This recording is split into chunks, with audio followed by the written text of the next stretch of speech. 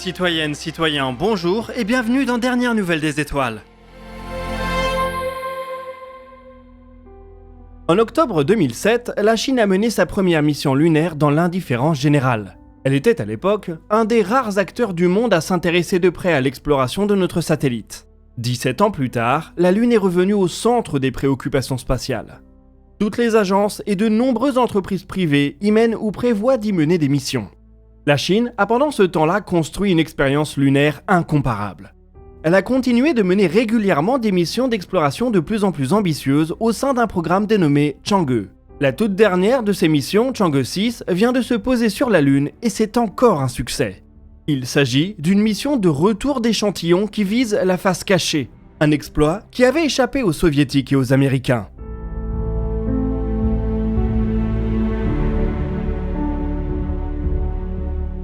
L'alunissage a eu lieu le 1er juin sur un site situé au sud du cratère Apollo, lui-même situé dans la région du pôle sud Aitken. La sonde a utilisé son moteur principal pour réduire sa vitesse depuis l'orbite et commencer sa descente. À 100 mètres au-dessus de la surface, elle s'est immobilisée un court instant pour que ses caméras et ses lidars identifient un site d'atterrissage adéquat. Un petit film de la descente a déjà été communiqué par l'agence spatiale chinoise.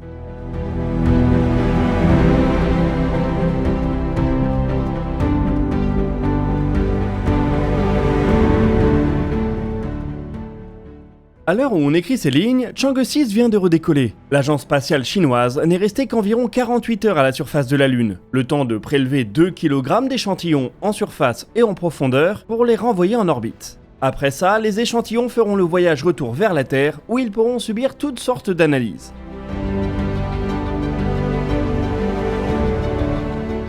Aucun échantillon issu de la face cachée de la Lune n'a jamais été rapporté sur Terre.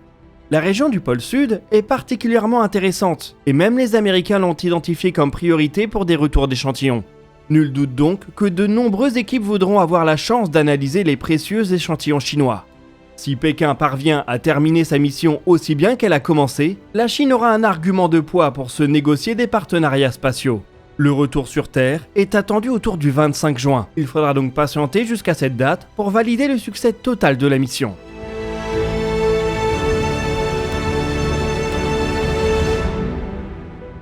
Le segment de la sonde qui atterrit sur la Lune est constitué de 2 parties, un module de descente et un module de remontée. Seul le module de remontée va retourner en orbite. Le module de descente va rester sur la Lune et il devrait pouvoir y mener une mission scientifique un peu plus longue. Il est en effet équipé d'instruments en grande partie développés par l'Europe et devrait même déployer un petit rover. Ce dernier est une surprise, son existence a été révélée après le décollage de la sonde le 3 mai dernier. Comme vous pouvez le voir sur cette photo, il ne semble pas comporter de panneaux solaires. Sa mission sera donc très courte. Il semble être équipé d'un spectromètre infrarouge qui pourrait être utilisé pour analyser la composition du sol et peut-être même chercher de l'eau. Il nous reste à espérer que la CNSA, l'agence spatiale chinoise, se montrera très partageuse avec les images et les résultats qu'elle collecte. C'est après tout les premières photos et les premiers résultats qu'on obtient d'une région de la Lune complètement inexplorée. La balle est maintenant dans le camp américain pour essayer de faire aussi bien, voire encore mieux.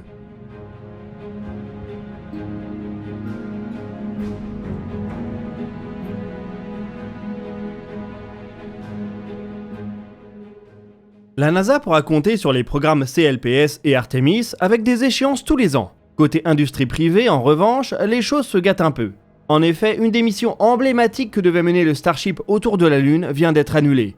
Le milliardaire japonais Yusaku Maezawa n'a plus envie d'emmener des artistes faire une balade spatiale à bord du vaisseau géant de SpaceX. Il justifie sa décision par des délais trop longs.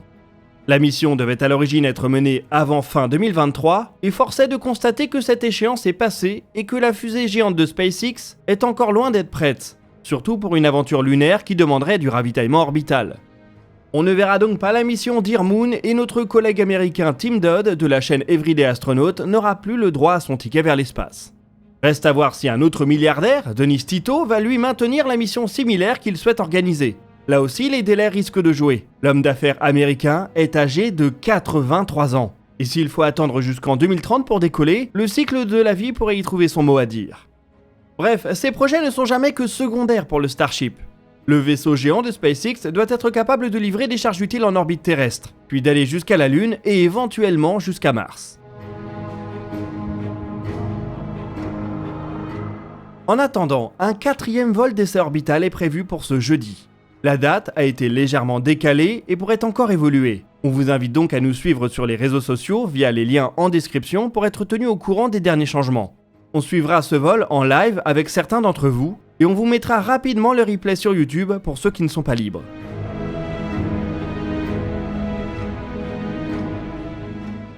Les délais de dernière minute sont fréquents dans le spatial. C'est le Starliner de Boeing qui nous en fait une nouvelle démonstration. Après avoir été maintes fois reporté, le premier vol habité du nouveau vaisseau américain a subi une nouvelle annulation, moins de 4 minutes après le décollage prévu samedi dernier.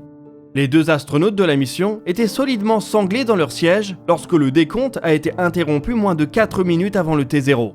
Le problème semble cette fois-ci être dû à un ordinateur au sol, qui n'aurait pas démarré comme prévu.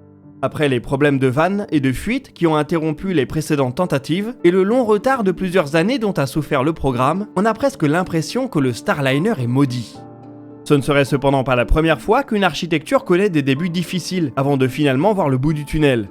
Comme il y a des astronautes à bord, la NASA, ULA et Boeing ne peuvent prendre aucun risque et ces tentatives de décollage continueront à être repoussées au moindre doute. On va donc sagement attendre une nouvelle fenêtre de tir et voir si elle sera compatible avec une couverture en live.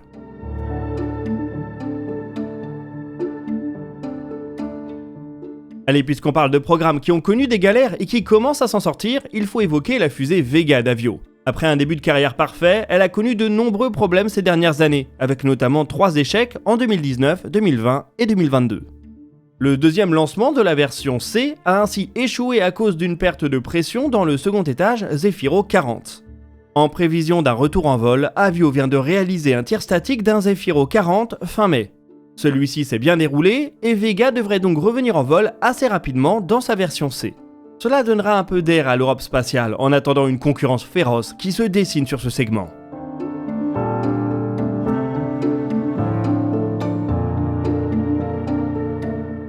Allez, il est maintenant temps de prendre un peu de hauteur en regardant très loin dans l'histoire de l'univers. Le télescope spatial James Webb fait ses observations dans le domaine infrarouge, notamment car cela lui permet de capter de la lumière très ancienne qui a été fortement décalée vers le rouge. Parmi ses nombreuses cibles, le célèbre observatoire essaie ainsi d'imager les toutes premières galaxies de l'histoire de l'univers. Il a obtenu dans cette quête des résultats phénoménaux dès ses toutes premières observations. Il a ainsi pu produire une liste grandissante de galaxies observées au cours du premier demi-milliard d'années de l'histoire de l'univers. Cette liste vient cependant de se trouver un nouveau champion. James Webb a en effet détecté la galaxie connue la plus ancienne à ce jour. L'univers n'était âgé que de 300 millions d'années lorsqu'elle a émis la lumière que l'observatoire a captée.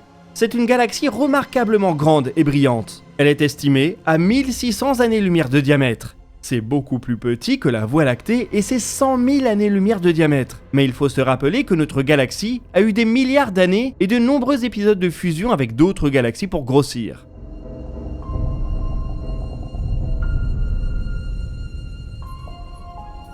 Le fait que la galaxie mise à jour par James Webb soit particulièrement brillante semble indiquer qu'elle doit contenir un très grand nombre de jeunes étoiles. Elle apparaîtrait beaucoup plus petite si l'essentiel de sa luminosité venait du disque d'accrétion de son trou noir central. Elle constitue un bon exemple des épisodes de formation intense qui ont dû avoir lieu au tout début de l'histoire de l'univers. Elle apparaît extrêmement décalée vers le rouge aux instruments de James Webb, et cela n'est pas dû qu'à son éloignement. Elle semble également évoluer dans un milieu très poussiéreux. Il s'agit probablement de la matière qui va lui permettre de grossir en une galaxie beaucoup plus massive. James Webb remplit donc à merveille une des missions principales qui lui a été attribuée. Dans les mois et les années qui viennent, il parviendra peut-être à identifier des galaxies encore plus anciennes.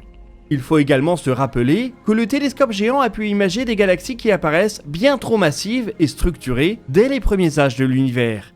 Ces dernières sont plus difficiles à expliquer et trouver des exemples de galaxies en formation extrêmement précoce devrait aider à départager les modèles.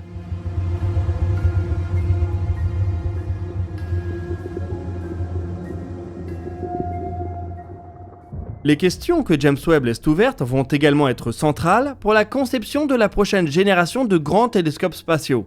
Celle-ci a déjà démarré et devrait permettre des capacités inégalées pour imager des exoplanètes proches ou des galaxies lointaines.